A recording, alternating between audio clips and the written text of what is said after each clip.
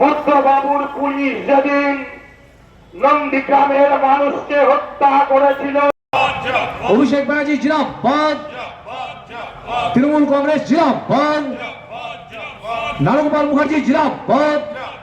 আমাদের নেতার ভাষণ শুনবেন বলে অপেক্ষা করছেন। আমরা তাকে পেয়ে স্বাগত জানালেন আমাদের প্রার্থী শ্রী নারগোপাল মুখার্জি মহাশয়কে এবং স্বরূপ শাহ মহাশয়। দীর্ঘদিন ধরে আপনারা যাদেরকে সমর্থন করেছেন, আগামী 23 এপ্রিল সকলে ভালো থাকবেন, সুস্থ থাকবেন। বন্দে মাতরম। মমতা বন্দ্যোপাধ্যায় জিন্দাবাদ। ধন্যবাদ পাপাই ঘোষকে, সুন্দরভাবে উপস্থাপন করলেন তার বক্তব্য। এবার এই মঞ্চে ধন্যবাদ। কতক্ষণ ধরে অপেক্ষা করছেন। সর্বপ্রথমে আমাদের প্রার্থী, আপনারা একটু ধৈর্য ধরে বসুন। আমাদের আজকে এই পথসভায় আমাদের সভাপতি সম্পাদক থেকে শুরু করে সভাপতি সম্পাদক সহ সকল স্তরের নেতৃত্ব কর্মীবৃন্দ, কাউন্সিলর, এখানে আমাদের বিধায়ক কাঞ্চন মিত্রকে আমরা এখান থেকে ফল হিসেবে আমরা কি দেখলাম, 5 বছর আমরা তাকে আর খুঁজে পেলাম। পৌরসভা পৌরপিতা নারগোপাল মুখার্জির নেতৃত্বে আমরা গোটা মহাবৃন্দেরা এই নারগোপাল মুখার্জির নেতৃত্বে আমরা এই 9 নম্বর 16 নম্বর ওয়ার্ডে মানুষের পাশে ছিলাম। আমরা যখন কোনো মানুষ বিপদ হয়, কোনো শহরে মানুষের জন্য তিনি কি করেছেন হবে না, কারণ তিনি বিরোধী হতে পারবেন না। এবং তিনি বিধানসভায় মাননীয় মুখ্যমন্ত্রী মমতা বন্দ্যোপাধ্যায়ের কাছে নারগোপাল মুখার্জি মহাশয় তিনি গিয়ে দরবার করে এই বহরমপুরে মানুষের যাতে জলের সমস্যা না হয়। মানুষ এই বহরমপুর শহরে আসেন, কিন্তু বহরমপুর শহরের এখানে মেডিকেল কলেজ আছে, এখানে অ্যাডমিনিস্ট্রেশন বিল্ডিং আছে, এখানে কারণ নারগোপাল মুখার্জির নেতৃত্বে এখানে শান্তি প্রতিষ্ঠিত আছে। এখানকার 1 থেকে 28টা ওয়ার্ডে মানুষ কিন্তু যেমন পৌরসভার পরিষেবা পাচ্ছে, পাশাপাশি সরকারের যে পরিষেবা দুয়ারে সরকারের মধ্যে দিয়ে আমরা। আপনি বলুন যে আপনি 19 সাল থেকে 24 সাল পর্যন্ত আমি যে কথাগুলো বললাম, এই কোন পরিষেবার সঙ্গে আপনি গোটা বহরমপুরের মানুষের সঙ্গে জড়িয়েছিলেন?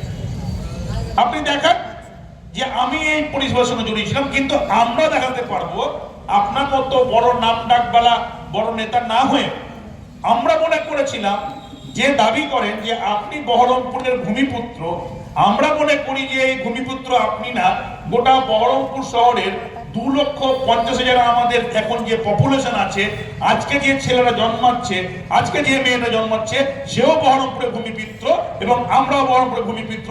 এখানে যত মানুষ বসে আছে তারাও বহরমপুরের ভূমিপুত্র। কারণ আপনি এমন ভাবে নিজেকে বহরমপুরকে দেখান, মনে হয় গোটা বহরমপুরটা আপনার কেনা। আপনি নাকি এই লোকের বাড়ি করে দিয়েছেন, আপনি নাকি লোকজনের চাকরি করে দিয়েছেন, আপনি নাকি লোকজনকে বাঁচিয়ে রেখেছেন, আপনি নাকি আমাদের এখানে মা বোনে তো বসে আছে, তারা নাকি পড়াশোনা করছে, তারা রাস্তাঘাটে ঘুরছে, বা তারা যেভাবে তারা পুজো পার্বণ আনন্দ করছে, তাদের নাকি খুব সমস্যার মধ্যে আছে, তাদের সিকিউরিটি নাকি আপনি দিচ্ছেন। আপনি কে? আপনার অথরিটি যেটুকু আছে আপনি সেটুকু নিয়ে কথা বলুন।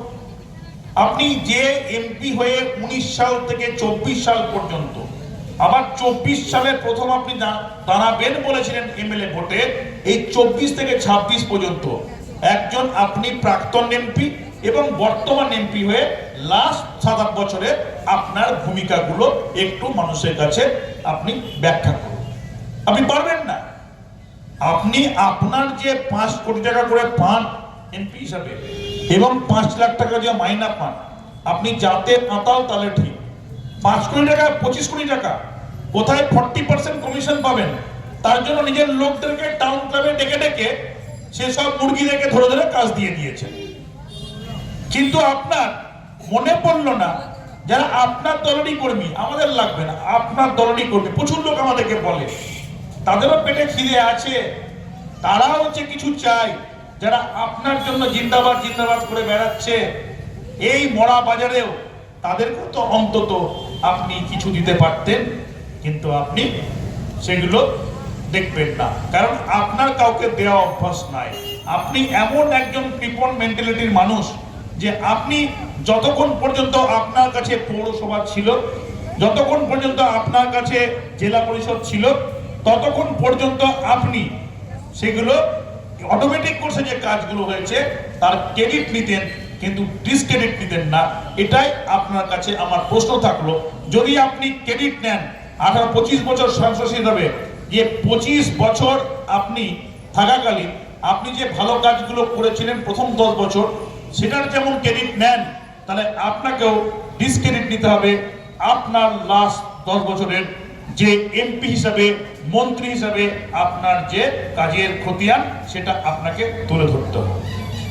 যখন রেলমন্ত্রী ছিলেন তখন আমরা আপনাকে প্রস্তাব দিয়েছিলাম যে দাদা আপনি বহরমপুর অনেক ছেলে পেলে বেকার, তখন গ্যাংম্যানের চাকরি হতো রেলে, 1400 চাকরি হয়েছিল, 1400 চাকরি, তখন মাইনে ছিল 25,000 টাকা। একটা মন্ত্রী, তখন অধীর চৌধুরী মন্ত্রী ছিল এই ডিভিশনের স্বাধীন দায়িত্বপ্রাপ্ত, বিরাট ক্ষমতা, রেলমন্ত্রীর বিরাট ক্ষমতা। আপনি বহরমপুর শহরের ছেলেদের কিছু চাকরি করে দিন না। উনি বললেন ওসব আমি দিতে পারবো না, চাকরি বাকরি দিতে পারবো না, আনপপুলার জব ওসব দিতে পারবো না। আমি বললাম আপনার লোকটাকে দিন, যারা আপনার সঙ্গে দিনরাত খেটে খুঁটে বেড়ায় তাদেরকে দিন। বলো না এসব পারবো না দিতে। আমি তাহলে আজকে বহরমপুরের লোক আপনাকে রেলমন্ত্রী ভোট দিল, আপনি রেলমন্ত্রী হলেন, সেই বহরমপুর শহরের উপর আপনার কোনো কন্ট্রিবিউশন থাকবে না? আপনার কোনো একটা, আপনি এত বড় উচ্চ জায়গায় গেছেন, আপনি কিছু করবেন না? বললেন না আমি করবো না। কেন করবেন না? বললো সামলার কাজ আমি করতে পারবো না। তাহলে আপনি কি করবেন? তখন কিছু বলছে না। কিছুদিন পরে জানলাম, কিছুদিন পরে আমি আর প্রাক্তন চেয়ারম্যান নীলতনাট্য আমরা একবার দিল্লিতে গেছিলাম, পরে জানলাম 1400 চাকরি দিয়েছে, এক একটা চাকরির পেছনে 6 লাখ টাকা করে নিয়েছে। কোথার থেকে দিয়েছে? উত্তরপ্রদেশ আর বিহার থেকে দিয়েছে।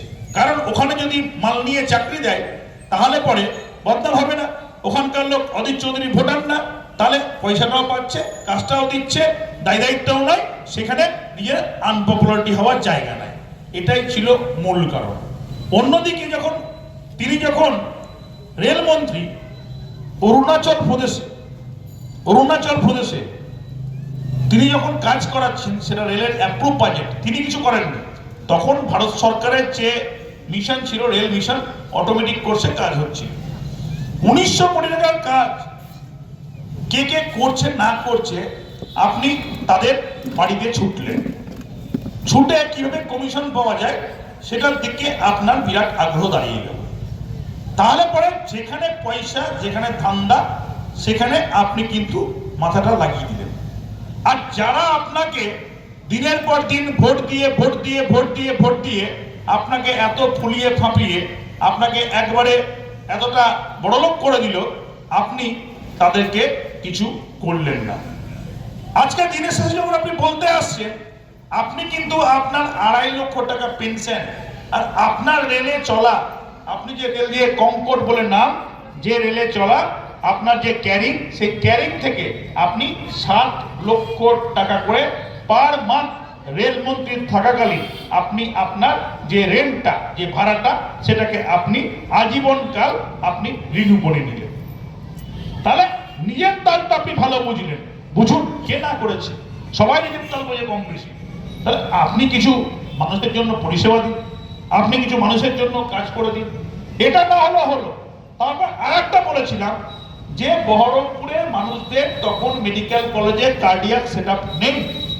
আপনি তাহলে বিআর সিং যে হসপিটাল, রেলের সব থেকে বড় হসপিটাল, যেটা শিয়ালদার পাশে আছে, খুব ভালোভাবে রাখতে থাকে, আপনি তাহলে বিআর সিং হসপিটালের অনুকরণে রেলের যে হসপিটাল হয়, অন্তত 50 বেডের একটা হসপিটাল আপনি কোনো একটা জায়গায় করে দিন। সেটা তো কোনো ব্যাপার ছিল না করা, বিরাট কিছু ব্যাপার ছিল না, কারণ রেলের ডাক্তার আছে, রেলের ইনফ্রাস্ট্রাকচার আছে, রেলের বাজেট আছে, প্রচুর বাজেট। তাহলে একটা যদি তিনি 10 কোটি টাকা দিয়ে একটা নার্সিংহোম করতেন, খুব কি অসুবিধা হতো? খুব কি অসুবিধা হতো। যেভাবে আপনি আপনার কাশিম বাজারের যে 9 বিঘা জমি 3 বিঘে ছিল সেখান থেকে আরো 6 বিঘা বাড়িয়েছেন। 9 বিঘা জমিতে আপনি সুন্দর বাগান বাড়ি করে বসে রয়েছেন। আপনার গোড়াবাজারের বাড়িতে ঝাঁ চকচকে রাখছেন। আপনার হরিদাস পাটির 100 বিঘা জমির ওপর আপনি ঝাঁ চকচক করে রেখে দিচ্ছেন। যেমন নিজের সম্পত্তিগুলো আপনি সুন্দর চকচকে করছেন, একটু বহরমপুরের মানুষদের চকচকে করুন না, তাতে আপনার কি। নন্দীগ্রামে জায়গা দেবার নাম করে ভদ্রবাবুর পুলিশ যেদিন নন্দীগ্রামের মানুষকে হত্যা করেছিল